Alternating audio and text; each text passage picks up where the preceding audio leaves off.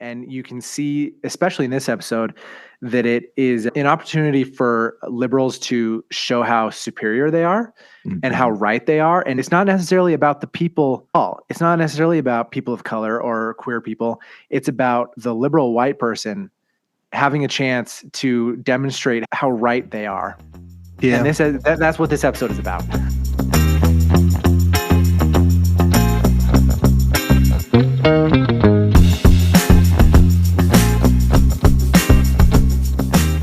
If you were making a Kool-Aid movie, who would you cast as the Kool-Aid man? This is not a trap. No, but I feel like the process itself is a trap. Might not be trying to trap me, but it is a losing game no matter what you do. Can I tell you I was mad, justifiably, unjustifiably, when Margot Robbie was cast as Barbie? Then you watch the movie and you're like, yeah, it had to be her. Yeah, it had to be her. She was perfect casting. You know, we had a Lena Dunham. Was it Lena Dunham? Lena Dunham's doing Polly Pocket, which I don't know if that's ever going to happen. Yeah. Amy Schumer had a Barbie script, and she was attached to do something with Barbie with her as a titular character, / someone interacting with the Barbie world. And that obviously didn't go anywhere, and there were other issues creatively. Probably good. Sometimes you watch things, and afterwards you're like, of course it was them. Keanu Reeves in The Matrix, you're like, who else could it have been? Knowing that Will Smith was attached before he left The Matrix for Wild Wild West. What a terrible move there. Anyways. Laughable. Matt Damon was supposed to be an Avatar, and then he was like, I'm going to go do a different movie instead, and gave it to Sam Worthington. Thank you so much. When we're talking about the Kool-Aid movie, the fact that they've cast Ice Cube as Kool-Aid Man, you're like, of course, this is who must. Of course, yeah, of course. Of course it's Cube. And then throughout this episode, I love how we slowly chip away and completely overanalyze what they've done to the point where it's a giant train wreck at the end. And it's the perfect way to do this episode. Yeah, this is a good opportunity for liberals to make fun of themselves. Yeah. I think that this whole conservative hate of wokeism on some level is justified. There's some truth. Yeah. There is some truth. There's a lot of veneer with the conservative. There's a lot of projection, a lot of weird stuff that's genuinely going on in their hatred of wokeness. But go off. Sometimes the liberal need to constantly police words, race, sexuality is just annoying. It is just annoying. And you can see, especially in this episode, that it is an opportunity for liberals to show how superior they are and how right they are. And it's not necessarily about the people. It's not necessarily about people of color or queer people. It's about the liberal white person having a chance to demonstrate how right they are. Yeah. And that's what this episode is about. Do you listen to Armchair Expert at all? I do not, no.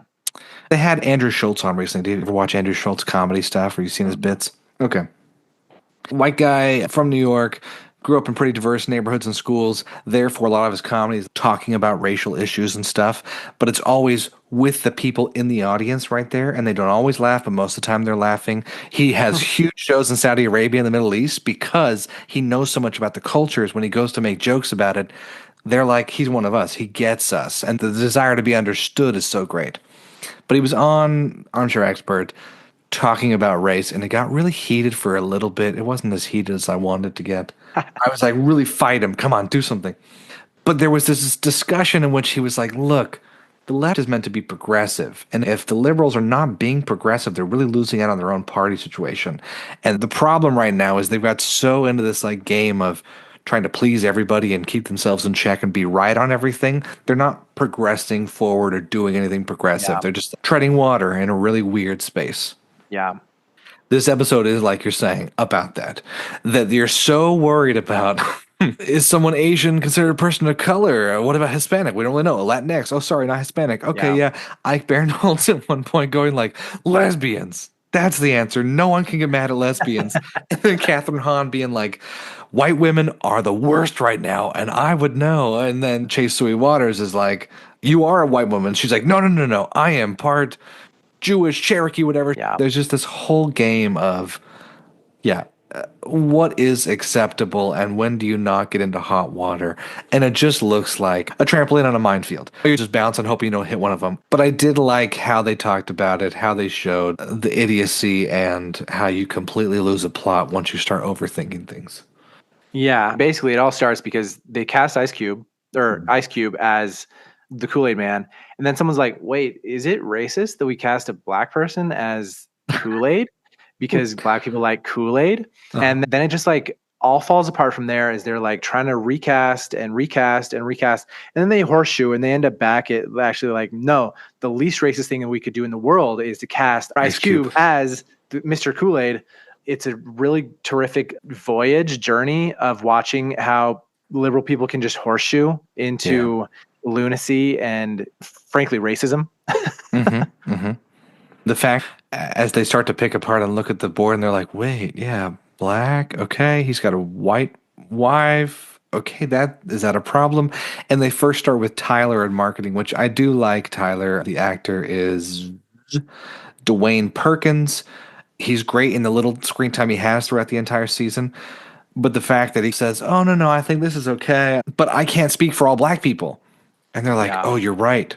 So they pull aside two other black people. And that's their answer. Straw poll, three people, we're all good. And then they bring up, okay, well, if it's Ice Cube, his wife's got to be really black, right? Like Gabrielle Union, someone like that, Regina King. And they're like, no, she's white. And then it's like, oh, so a black woman's not good enough? You know, Ice Cube's going to have to go out and marry outside of his race? At some point, they invert it to the point where they've actually casted the Kool-Aid family as a bunch of white voice actors, and then they're best friends with some black people in the real world, and then it's like a complete inversion of what they were trying to do in the first place. Like a bunch of people of color voice actors, but then only white actors. Yeah. And is just like, what a nightmare, honestly. Could you imagine having to actually sit in these meetings and make these choices? Like, it's hard, dude. It's hard. Like, I don't want to be that person to be making these calls. Yeah, I really love that when Matt has to go to Ice Cube finally, and they're like, you have to go to the one person that matters, and how terribly white liberal awkward it is. Where Cube's like, you got to say something, say it. Like, what are you here for? I knew this is some executive bullshit. He's like, is it about my first dollar gross? Is that what you're going to argue with me? I got to get my money. No, it's not about the money. It's about the casting, and Cube is like, do you think I'm an idiot? Like, this is more insulting than the money part, that I wouldn't have recognized me, a black man, playing the Kool-Aid man. But the fact that he's like, he has to be black. We all know this. And Matt's like, yeah, we all know. Yeah, we all knew that he had to be black. Of course. And I love that the whole entire thing comes down to Scott Stoller, who's going to be doing the movie. He and his writers having a problem in which the two writers are like, we're not black. We can't write this. If you're going to have an all-black cast, like, there's no way we can be the ones to write as two people who are not black. And then Stoller's like, with all these development issues, I'm going to have to bring an AI to help us move this along, an AI system or machine, and that being the final outrage at the Comic-Con is fantastic. That is funny.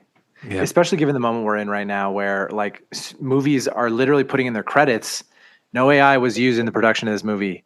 You know, it's the new, like, no animals were harmed. It's like, we did not use artificial intelligence in this movie, meaning if you don't have that, you probably did use AI in the making of your movie. But it's the hilarity of you're chasing this, like, liberal purity so hard that you are blind to the thing that matters, which is, like, using real artists and real actors to pay real people to do things, and really tripping at the finish line. You clear what you thought was the only hurdle and you fall into the sinkhole. It's fun. I like that there is the outrage over AI. Talking to a lot of artists in and out of Hollywood, this is a very heated discussion. They don't go too much further into the AI part. It's just more so the outrage at the Comic-Con, in which Cube then turns to Matt and he's like, what? You're cutting out artists? Man, fuck this. And I love that even he at that point hops on the train of just being frustrated and fighting them on. Yeah, the only bummer is that Seth Rogen didn't fall into a table this time. I mean, maybe a metaphorical table, but like... we were missing a good table fall. Yeah. We hope you guys enjoyed this episode like we did, and you were able to make fun of it and ask your own questions about it. The slippery slope that is race and casting. And the next episode is about the Globes. So we will talk about that next week and enjoy that episode. Until then, watch good TV.